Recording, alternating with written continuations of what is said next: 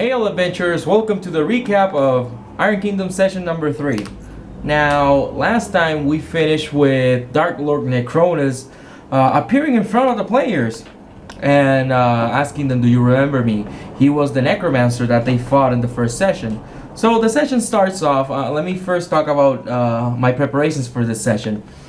See, I drew up the castle of Dark Lord Necronus, Dread Lord Necronus, and also I drew up the brothel if they wanted to go face Winchester, because you know that way they have options. Then I also wanted to do something really funny, so I took the voice clips from the Headless Horseman from World of Warcraft, and I got a lot of those voice clips because I thought that would be really funny to have Dreadlord Necronus talking like the Headless Horseman from World of Warcraft, from the Halloween events they have with the Headless Horseman once in a while, or every year. I don't know. I only played once, and I remember when I played, I saw him, I think.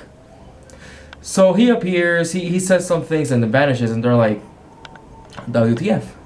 And I forgot to start the stopwatch. Alright. So they go on their way to Adamant Manor. There they talk with Adamant. They have dinner.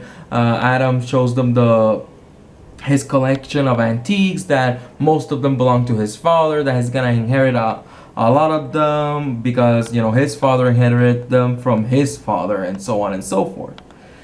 And he offers them a proposition. He's like, from now on, if you can, whenever you go out adventuring, you write me up a summary. If you can bring me any hotkeys or anything, not necessarily of value, but something interesting that you find on your travels, and I'll pay you monthly. So they got a patron. They were really happy with that.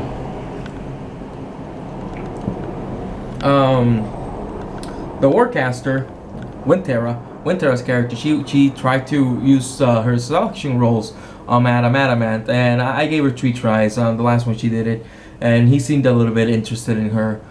Then later that night, when they were traveling back, Paladin's character said, "Oh, I need to go and go pee outside." While they were on the carriage, they stopped the carriage, and he sabotages the carriage. And I'm like, is this guy really gonna try to steal from Adamant? And actually what he wanted to do was be a wing woman.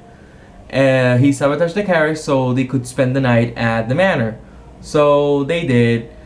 Wintera's character went up to Adam, and they sort of hit it off. They gave each other a kiss. It was all cutesy and stuff. I actually had some romantic music interrupted by fireworks in from Final Fantasy VII. I actually had that song in store just in case, so I played it. I told them that there were fireworks, and they were like, fireworks from where? And I'm like, well, from Grand Selm. And they're like, why are there fireworks coming out of Grand Selm? And suddenly it clicked. The grand reopening of the brothel, Winchester, asshole. And nothing else happened. Like Adam was very proper. He didn't want to rush things. So the next day they go back to Grand Selm.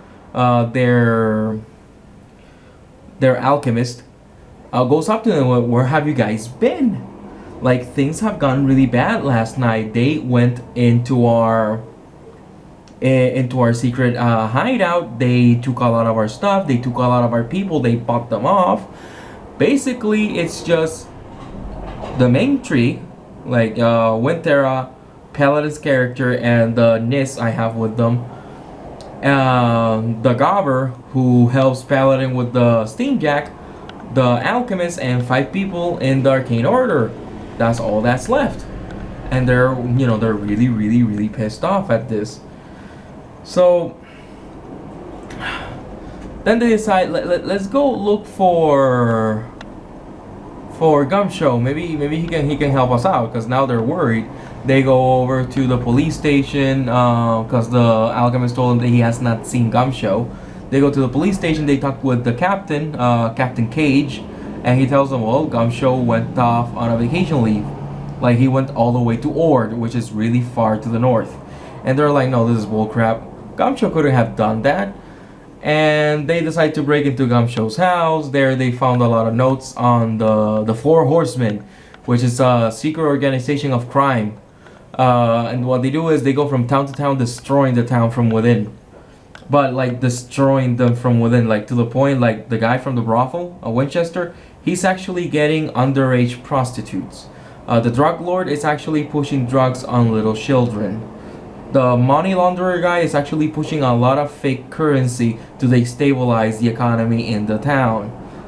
And apparently the guy that is an arms broker is selling weapons cheaply on the streets just to propagate violence. So these guys are out to destroy cities completely, just to get all the money they can, destroy the city, and move on to the next city.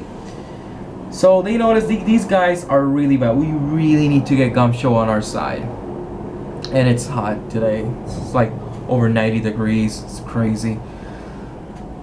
So they get to the house. They don't find anything. They find a secret basement bunker sort of thing that Gumshoe had, where he had a lot of mismatched steam jack pieces. Apparently Gumshoe's dad was a steam jack mechanic, and he was experimenting in putting rune bullets on steam jacks and getting steam jacks to use rune bullets, which is a really big no-no because Mechanica doesn't work with magic. Usually they blow up because they're not compatible. Paladin finds some codes, like some number codes, and he's like, it's probably part of a safe. They find the diary of Gumshoe's, a really old diary. It's like 2 years old. The last entry was 2 years old. So Paladin Winter are not even mentioned there because they got into town like a year ago only. And it mentions a vault in the local bank. So they decide, you know what? Let's stay the night, see if Gumshoe comes in. If not, let's go to the bank. Gumshoe didn't appear. They go to the bank. In the bank, they notice that there's a guy, black suit, like black business suit, slick back hair with a golden handkerchief in his chest, and it has the initials GG. And in Gumshoe's notes, they know that the money launderer guy from the Four Horsemen is Gil Goldenrod. It's like, that's probably Gil Goldenrod. Then Paladin did something really, really interesting. He snuck up on him. He actually succeeded on the sneak roll, and then he pickpocketed him, and he succeeded on the pickpocket roll. And I'm like, wow, okay, because he rolled really good. So I gave him a pocket watch, so a golden pocket watch. He was really happy with that. He asked Denise to make some ruckus in the bank, so they get he calls attention to himself.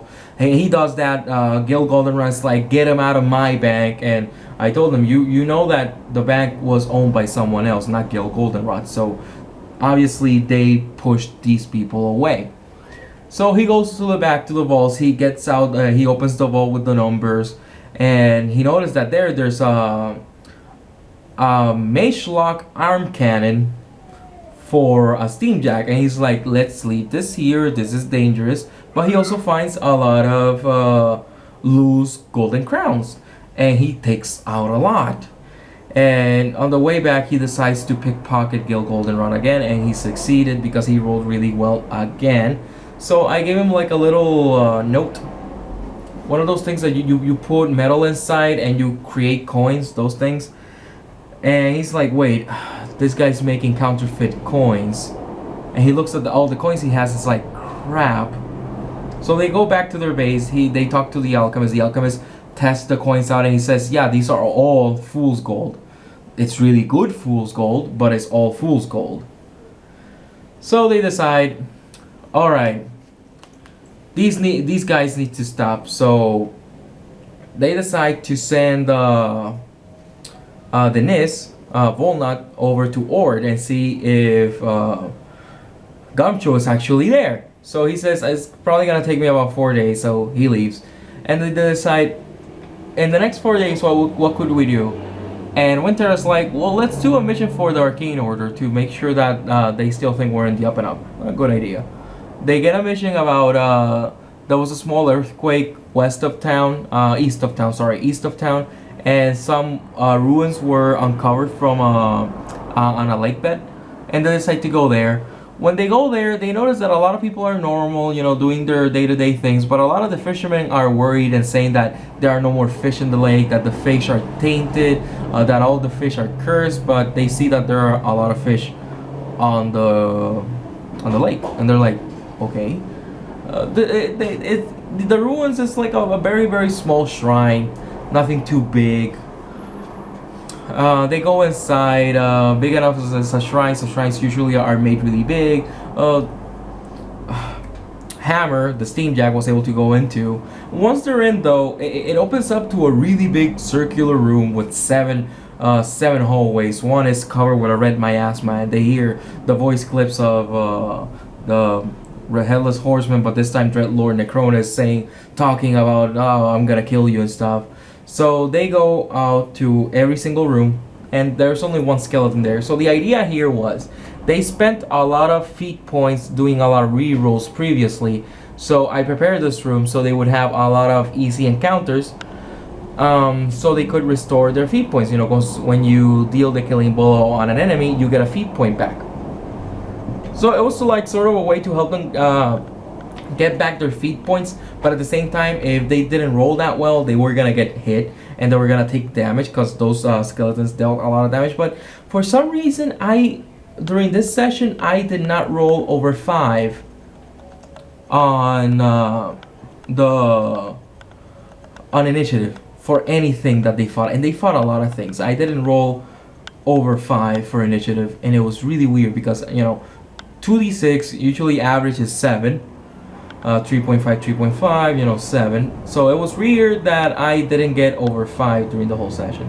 So they get those guys there, up to 3 feat points each. That was really cool. They go to the second floor. In the second floor, there's 2 lava beds with a small hallway in the middle, and wrecking balls swinging back and forth, and they're like, crud. Paladin rolls in mechanical engineering, because they notice there's machinery at the end of the room. That's probably how they deactivated. Actually, there was some machinery at the end and at the beginning of the room, but since they didn't roll that well, the target number was 15 to find the one near them, 13 for the one at the end of the room. They rolled 14. So there you go. He rolls mechanical engineering to see if he can pinpoint where he can shoot. He shoots. The difficulty was really high because the walls were swinging, but he rolled over 20 on the attack roll. So I'm like, yeah, you hit it and you deactivated. Because the idea was for them to lower their speed, but he rolled so well that I'm like, you know what? No, you just get it. They're stopped. Then they go to the next room. In the next room, they fight a big guardian. Didn't last that long. I think he got 1 attack in, but that was about it. He dropped a silver key. They opened a silver padlock that he was protecting. They kept the silver key and the silver padlock because money. And the next room, it's was a balcony, an open balcony with no railings, a mechanism on the side, and on the other side, like, there was a empty space, and then on the other side another balcony. So they crank the machinery, and it releases a bridge, and when the bridge gets to the other side, they start crossing, and the bridge starts heading back, and they're like, oh, we get it. So they thought, we're not gonna jump this, screw that, because Hammer can't jump. So here's what we're gonna do. Paladin tells Hammer, take your new Steamjack sword, because they found a Steamjack sword in Gumshow's house, and they stole it, and jam it. And they do, they jam it. That was really cool. I told Paladin, if you had less than 3 feat points, you would get 1 more feat point, because that was really good thinking. So they walk across, they go to the next room. The next room, like, it gets crazier. There's this giant crystal in the middle, red, blue, and green crystal, shooting necrotic energy into the sky. There's an opening on the ceiling, and on the side there's jail cells with people inside. And I tell them, you recognize them. These are dwarfs of your clan. And I tell Winthera, these are your family members. And they're like, no, they're not. That just be way too stupid. And 4 crystallized skeletons pop out of the giant crystal, and they fight them. They defeat them. It was an interesting fight. Hammer took a little bit of damage from that one. Then they go They look around. They don't find anything to open the lock key. But I tell them there's stairs upwards. They go upstairs again, and they're at the top of the castle. And they're like, we were in a castle. And I'm like, yeah, you're at the top of the castle, and the skies are red. You see demons flying all around you, lightning circling on the ceiling. And I described the room. There's a big circular room with 4 pillars on the side. The pillars are of Necronos's body, going like this. On the hands, chains, and the chains meet up to a hanging giant statue of Necronos's head. And the necrotic energy from below is hitting the head, and it's spreading the energy all around the sky. And you see Grand's helm destroyed at the distance, and a lot of undead skeletons and zombies on the floor around you, underneath of the castle. And at the end of the room, a gigantic, gnarlish looking undead necrotic demon, and he says, "You will not defeat my master." And they're going to combat. The demon didn't last long. What I did with these encounters was chipping away little by little at their health, because it wasn't supposed to be big encounters. Well, they're supposed to be big encounters because it's big things.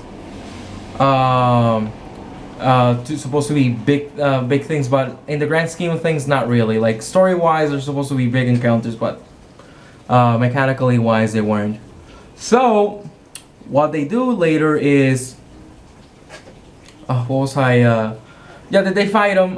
He releases a caustic gas that he rolled crap on the attack roll, so nobody took damage at all. I think Hammer took 2 points of damage, but that was it. So I tell you, like the die were not on my favor yesterday. The demon died away. He had a golden key on his chest. Windterror decides, let me take this key, and just in case, let me open the padlock and release all those people. And I'm like, that's a good idea. Because Paladin wanted to destroy the 4 pillars to have the head statue fall on the crystal. But she released the people. Now here's what was gonna happen. If they destroyed the head and the head broke the crystal and killed them, yes, they were not their family members for real, but they were still gonna feel horrible that they died, and they were gonna take a -2 penalty to all the rolls for the rest of the day. That's what would have happened. But since she actually opened them up, she got a feat point for doing it, and they left. I told them, like, that was a really good idea, because even though you know they are not real, you feel that you would still, for some reason, you would have felt horrible. So they destroy that. The head comes crashing down, because Paladin destroyed all the pillars. The head comes crashing down, breaks the crystal, breaks to the floor. The lava seeps into the first floor, and it reveals some stairs going down in the first floor. So they go to the basement. They're in the basement. They face off against Necronos's body. The encounter should have gone a little bit longer, but they were rolling really good for damage, like upwards of 20 points of damage every time they would hit. It was crazy. Man, but like the Necronos's body, his purpose was he would throw a lot of knives, because the body wasn't the spellcaster was the head. Throwing a lot of knives, and if he wasn't able to beat their armor, he had anatomical precision, so they would take still a little bit of damage every time he would attack them. So that was generally the idea. But the fight didn't last that long. They did take a bit of damage, but not as much as I would have hoped. So after that, they start grabbing chunks of the statue's head, and they start throwing it into the lava to just destroy it. And they notice that once the lava hits, splashes on one of the walls, one of the walls seems to burn, and stone is not supposed to burn, and they're in a basement. Hammer breaks that fake wall. They go into this really big room where there's a lake of necrotic ooze with bodies clawing out of it, and zombies and skeletons moaning and wailing. And from the water pops out the head of Necronos, and he's like, you must defeat. I used the voice clip of the Headless Horseman saying that you defeated my body, but to kill me you have to destroy my head. So they fight the head. That fight was amazing, because being Necronos, he threw an orb of fire at the Warcaster, but I told her, your overshield doesn't work because the explosion comes from within you. boss mechanics basically. And he starts biting as well the steam jack, and the steam jack is taking a lot of damage during this fight. And every single turn, a new skeleton pops up, like a new thrall pops up, like the lowest level one, but it still pops up. And like the second turn that it happened, Paladin was like, "Oh, it's every single turn." I'm like, "Yes." So again, the idea was if their HP would get dangerously low, they could kill the skeletons, because the skeletons had 10 defense, 10 armor, and 4 hit points. 4 vitality. So they killed it. They get a feat point back, and they keep refreshing their vitality. That was the general idea behind the skeletons, because they would barely ever hit. Though whenever they would attack Paladin, for some reason the die were not in his favor, and he ended up taking a lot of damage. Like his intelligence life spiral filled up, he restored it, like 4 points restored, and then they hit him again, and it just filled right back up again. That was crazy. In the end, Necronus had 2 points of life left, and it was Hammer's turn. And Hammer punches, like slashes at him with the sword, but it was magical. Paladin had boosted Hammer's attack roll, so he got 3d6s on the attack. He rolled 3 1s, and he was like, the odds of getting 3 1s on 3d6 are monumental. And he was like, what? And I was like, wow. Then it was Windterra's turn. Apparently it was just meant to be, because her sword is a magical sword that deals boosted damage against undead. That's it. It's cool to have, but it's not like, oh man, this is freaking amazing. It just deals boosted damage against undead creatures. But apparently that sword really wanted to kill off Necronus, and she hit him. Necronus blew up. I used the voice clip of when you defeat the Headless Horseman from World of Warcraft, and everybody died. I put tense music because of course the castle is crumbling down and everything's blowing up and whatnot. And they go out through the main door, and suddenly they're in the small shrine. And I said, "Oh, you're back in the shrine." You find a small golden rusted idol in the water. They look around. Eventually, they find a rusted golden scepter that was also lodged in those ruins. And they're weirded out. And I'm like, I was weird. What the hell is happening? And they all outside, and they look outside, and they see fishermen just fishing normally, and they're like, "What about the cursed fish?" And they're like, "Cursed fish? Why would there ever be cursed fish here?" They're like, "Okay." They head back to town, and they write their, oh, what was the word? They write up their reports. They send one to the leader of the Arcane Order and one to Adam Adamant, and they're gonna get paid for that. And then Volnut, the Nis, comes back, and I told them, like, now you wait for Volnut, right? And they're like, yeah, we wait as long as it takes. And I tell them, well, instead of taking him 4 days as he said, it takes him a full week. And they're like, what happened? And he's like, well, he is in Ord, but he's not in the capital. He's in a coastal city, and he told me he is taking his vacation, and he is not coming back until his vacation time is over. And they're like, what? And they're like, what do we do? And then, me interjecting as an NPC, I tell them, as the alchemist, well, if we close up everything here and we leave, the 4 horsemen are gonna think that they won. So at the very least, the town might get worse, but it's gonna take them more than a week to destroy the entire town. And they're like, yeah, you're probably right. So next session, they're gonna go see if they can get Gumshoe back, and that's gonna be very, very, very interesting, because I have so many fun ideas for that, because it's gonna be frustrating to get him back, and I cannot wait. There is a way to get him back, but they're gonna have to think outside the box. Now I want to share with you guys the quote of the night, because at the beginning, I have the theme song for Dark Lord Necronus. He says his quote and he just vanishes. And then I put a different song, like the Grand Selm theme. And Paladin tells me, don't change that music on me, motherfucker. What is going on? That was really funny to me. Like, 2 minutes into the session and we already got the quote of the night. Don't change that music on me, motherfucker. Because again, I love scoring all my games. Like theme musics for all the main bad guys, boss themes for the main bad guys, like city themes, exploration themes, and stuff like that. So it was a really fun session. I enjoyed myself. I asked the players if they liked it. They told me that they loved it, that it was really fun. I told them, like, I know the whole Dreadlord Necronus was a little bit over the top, but there's a reason for that. Trust me, and it's gonna be revealed at the end of the game. Just bear with it. But Necronus is dead.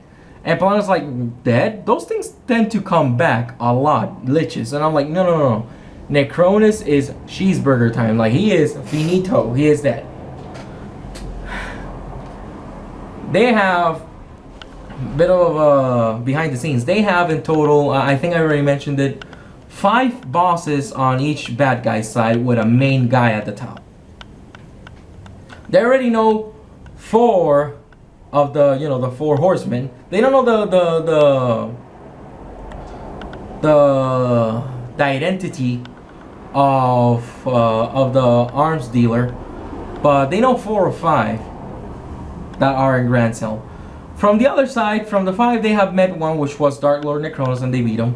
But the next ones are gonna get progressively worse, because the point is, on this side is crime lords. You know, they're defending their city because they still want to be the top crime bosses. And these crime lords, the 4 horsemen, are doing horrible things. Like, these guys, they push drugs. They had a brothel, but they don't have underage girls. They don't push drugs on little kids, and they don't have gambling on the streets. On the other hand, I told them, you're gonna be facing the final boss of other people's games. Dark Lord Necronus was the lich final boss of somebody else's game, but then they're gonna face other final bosses. And again, there's gonna be a reason behind that, and I hope they enjoy the reason behind that. I think it's freaking hilarious what I'm doing there. Let me know in the comment section below, what do you think are gonna be the other 4 final bosses? Like think about boss archetypes, you know, like stereotypical final bosses. Think of what it could be. And thanks for joining me. Thanks for liking the video. Thanks for sharing. Thanks for subscribing. And I'll see you guys next time for Session 4 of Iron Kingdom's All Worlds Stage.